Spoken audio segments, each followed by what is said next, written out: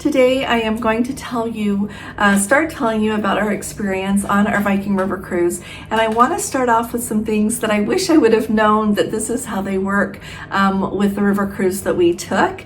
And in that I will include a lot about how things work on Viking, and we'll go forward with that. I've got a lot of videos to share with you, so let's go ahead and get started.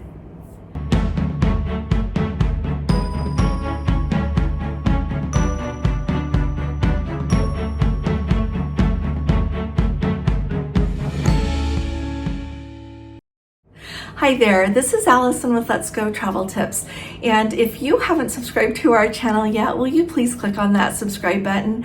And if you appreciate my updates, will you please be sure to give this video a thumbs up? Thank you so very much.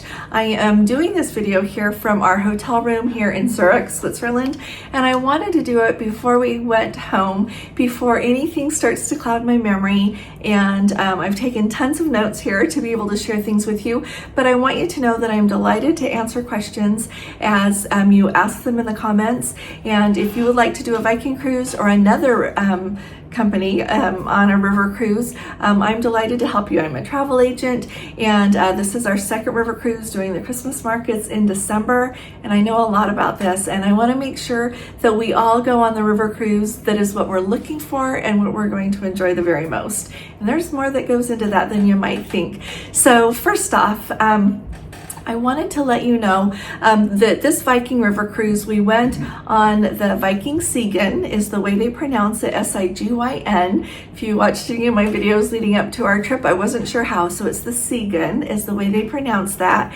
And we went from Amsterdam down to Basel, Switzerland. We had an amazing time. I would do this trip again in a heartbeat. So I want to say that right off. And second off, I want to let you know this is the very first time that we have cruised on Viking. It was kind of fun when we were on the ship on the very first evening.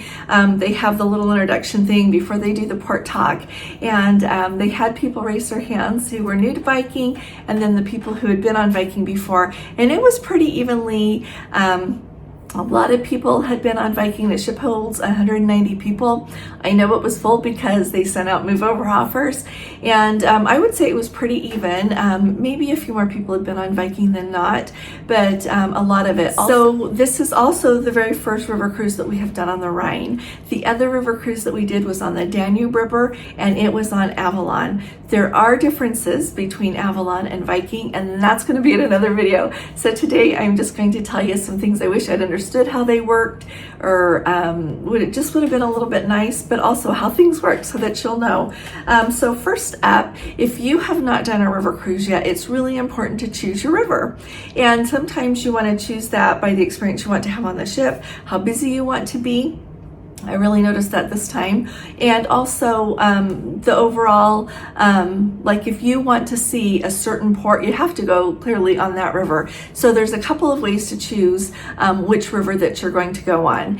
And so the Rhine River has a lot more history when it comes to medieval through the Middle Ages, I would say. All of those places that we visited, of course, existed then, but they have kept a lot of their history, and clearly you can see as buildings have had to be renovated, but really they are still stoked in so much history, and so much of what they are is the way that it was a long time ago. A lot of them are still really small. The two towns that were very big, I should say cities, that we visited were Cologne and Strasbourg, and so keep that in mind as part of the vibe of the Rhine. It is a quieter, I think of it as a quieter river and a quieter experience. When it comes to the Danube, of course they have the medieval and Middle Ages because they existed then.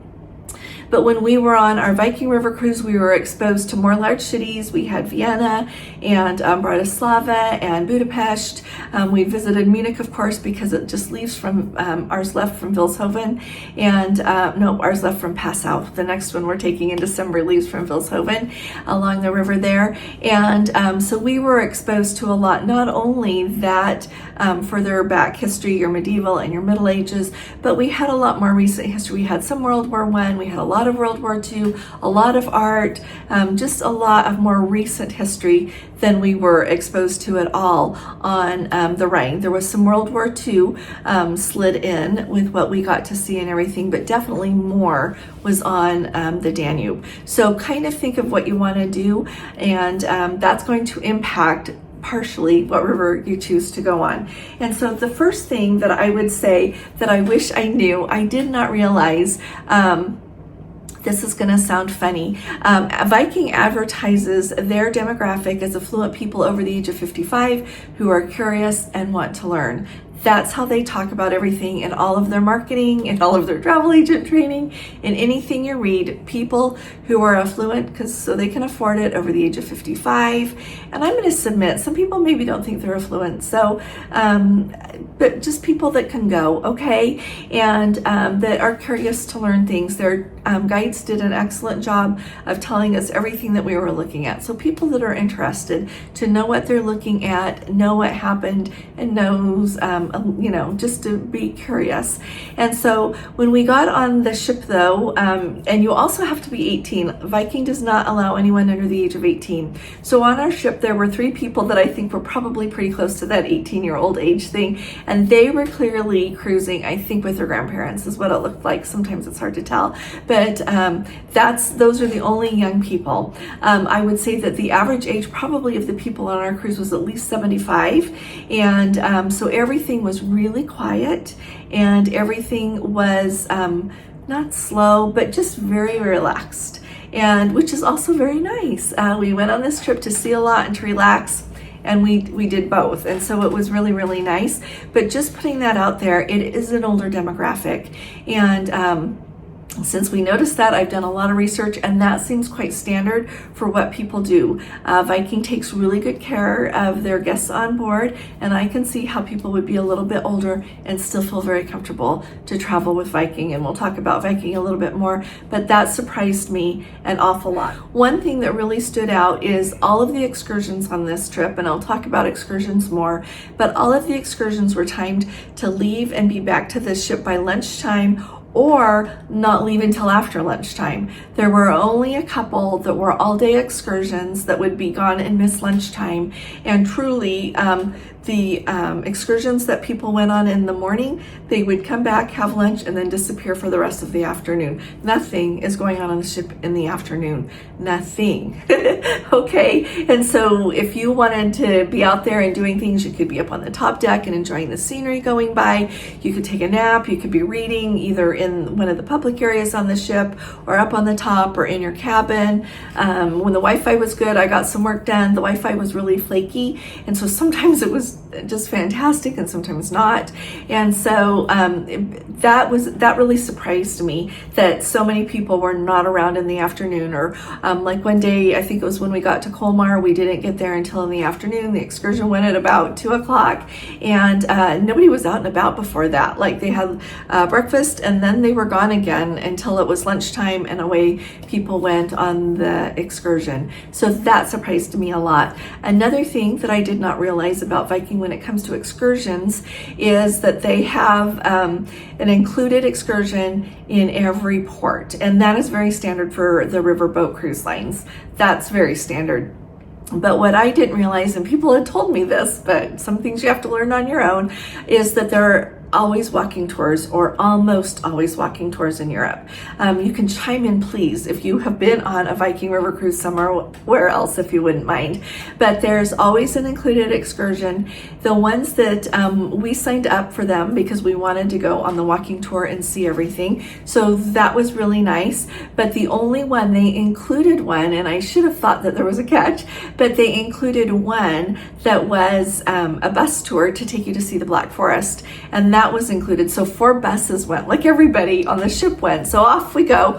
The catch though is that up in part way up before you start coming down again, there is a little area that was built by Viking. So Viking owns it, and they take you and you get to see a cuckoo clock little demonstration thing, and buy a cuckoo clock if you want. And they have a huge gift shop that you can buy lots of other things. Then they have a shop that has a glass blowing demonstration option, but that wasn't going while we were there. But a lot of people enjoyed going into the glass shop and buying something. And then downstairs from where like the gift shop was and the cuckoo clock thing, they had a Black Forest cherry cake demonstration. So then of course you want to buy a piece of Black Forest cherry cake. And my only disappointment was it wasn't that great of Black Forest cherry cake. But to me, it was just like driving everybody to a place, and like you had to stay there for an hour and a half.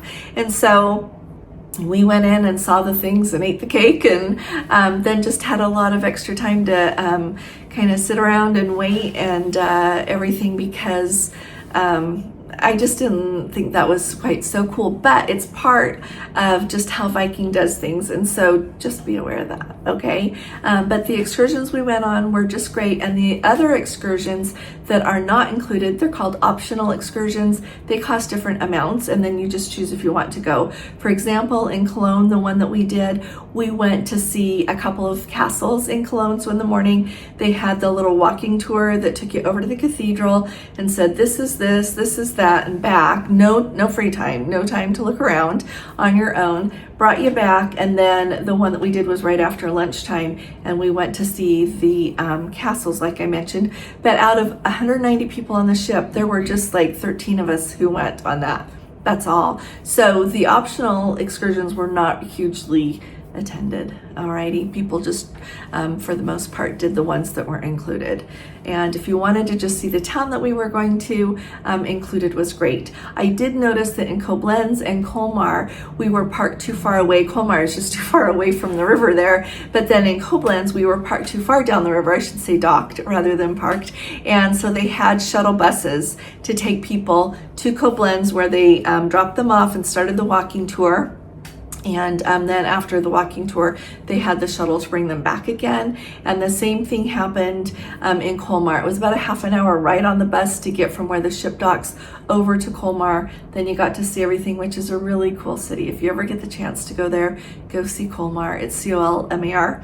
But and then the ride back again. So yeah, just a lot of things to think about. And so that one was the last day. So we did that in the morning. They got us back in time for lunch at about 12:30, and then we left at 1:55 on that Black Forest tour. I'm still glad I went, because it's really cool to see the Black Forest. It is absolutely beautiful. So that really surprised me though, and I guess I somehow in the back of my mind expected something different, but it wasn't bad. It was just a little bit different than I expected. Now, next up, the thing that surprised me and didn't surprise me, but it kind of surprised me, I want to talk to you about food and beverages on Viking and how they work. And my only point of reference is I've done lots of training, I've done a lot of research, so I've got that. But then my only real life comparison would be what happened on Avalon, right? And so going on Viking with the food and beverage situation surprised me just a little bit. So let me talk about beverages first. So when it comes to beverages, your food, your wine are included when you have your lunch or your dinner, okay? If you want to have something that you're gonna have to drink anytime that you want, or if you want to drink the more high-end spirits, you're going to have to buy their silver beverage package. And for our cruise, 7-day cruise there in Europe, it was 378 euros per cabin. You couldn't buy it for just one person in the cabin. You have to buy it per cabin, 378 euros. And I did see that quite a few people did that. When we were on Avalon, they also gave you, you could have your choice of beverages during the cocktail hour, which was the same thing as the port talk. And so that was just nice. I could have a Diet Coke then. So every evening I ended up buying a Diet Coke at the port talk, and it's 5 euros. If you're wondering, they brought it in a bottle, a Coke Light, and 5 euros got added to the charges for a room every single day. So that's how much that was. But so it surprised me that they didn't let you have the beverages during the cocktail hour, port talk time. Another thing that really surprised me with the food on Viking, when you go on a river cruise, you all kind of eat at the same time. On Viking, they really varied what time dinner time was. And so every evening, you would find out in the list of events for the next day what time dinner was. And if you were not going to be back to the ship by then, you could either eat in town, or you could buy something and bring it back with you. But they wanted you to arrive for dinner within 15 minutes of that time if you wanted to have dinner, and the same thing for lunch. At breakfast, they had several options. They had more of a continental breakfast that they would serve in the lounge. A little bit more was added if you went out to the Aqua Vista Terrace. And then if you wanted a regular breakfast cooked to order, that would be down in their main dining room, where they call it the restaurant. And so they kind of had a wider window for breakfast time, which I think is great, but then they were really strict on your breakfast on your lunch and your dinner. The other thing is that there's not anything else to eat if you're hungry any other time. I did notice that they have cookies starting usually like later in the afternoon by their coffee and hot chocolate stations. There are 2 of those, and so you can go get a cookie if you want to, but if you don't want a sweet, you just have to make sure that you're there on time, or else bring snacks. Okay, so that was something that was different to me. Also different was all of the dining tables in Viking's main dining room restaurant are all the big ones. They have some really long tables that a lot of people can sit at, or else they have the big rounds that you would put more like 8 to 10 people at. And so there were none for 2 people. So if you were tired and you didn't feel like being chatty with people, or you just wanted an evening for the 2 of you, you're not going to get it. And I'm going to tell you the secret to how to get around that at the end of this video, so stick with me. And so that surprised me a little bit, that there were no smaller tables. There was not even a table for 4. You had to have a lot of people at the table, and most of the people we just really enjoyed all of the people that we got to sit at lunch or dinner with and enjoy the food with. The food overall was really good. I would say it was at least princess food or better. Some evenings it was superb. One evening we had what they call German night, where they made lots of different dishes, everything from different salads and different side dishes and different meat dishes for everyone to try. Superb. It was just excellent, and they made it a lot of fun. So that was great. And other evenings it was fine. They did have it set up so that they would have a regional appetizer and main dish and dessert every evening. They would have ones that were always available. You could always get an 8-ounce Angus steak cooked however you wanted. You could always get a roasted chicken, and those were just always available. And then they would have about 3 or 4 different options that would change every evening. So what do you do if you don't want to come and sit? Either you're tired, or you're tired of being chatty with people, and you just want to visit with each other or by yourself. What do? You know what? You go to the Aqua Vista Terrace. So the Aqua Vista Terrace is just this little area that is right behind the lounge on the ship. It's actually right in front of it. It's the front of the ship. And it's an enclosed area. So if it's windy or hot or cold outside, it's temperature regulated. Out in front of that, there is more of the Aqua Vista Terrace out in front of that. But during breakfast, lunch, and dinner, they serve the food there, and they've got tables just like they do downstairs, except for there are 4 tables for 4 and then 3 tables for 2. And so if you don't feel like going and talking to a lot of people, you can go ahead and have your dinner there. And we did do that a couple of times. The hard part is that it really is first come, first serve. So whoever is sitting there gets to have the table. You can't reserve it in advance. So the secret of that is definitely by the time they start the port talk, and you can hear the port talk there. The port talk is, I'll tell you about the port talks another day, but they tell you what's going to be going on the next day on the ship. But you can hear the port talk just fine back there. But that way you can reserve your table and yeah, just be able to sit there for your dinner. And it was kind of fun. Most of the evenings, we noticed we got to meet some nice people there. We sat one evening at a table for 2, and then also at a table for 4 one evening, and really enjoyed sitting there. And the other thing I like is when you're in the main dining room there, the restaurant, they have these huge windows, so you do get to see out. But when you're in the Aqua Vista Terrace, you get to see in front of the ship, you get to see also on the sides with the windows. So it's a really nice place to sit if you're wanting to enjoy the scenery just a little bit more. So that's the secret of Viking. Get yourself out there to the the Aqua Vista Terrace, and enjoy your dinner or lunch there. And here, I want to show you, look, these are apricots that are from France. We need to finish these or share some before we go. And these also are nectarines from France. We got 2 of those left. And isn't this spread just beautiful? So we bought this morning in Salzburg as we were leaving, and made little cheese sandwiches as we were driving along. And that's what's for dinner this evening as well. So just thought I would add that on for some fun. So start thinking about what your questions are for Viking and river cruising. Pop them in the comments so that I can be sure to go over everything to do with them. And I've still got a lot to share. I just wanted to get it started. So I'll be talking to you all again really soon. You all take really good care. God bless you. Love you. Bye-bye.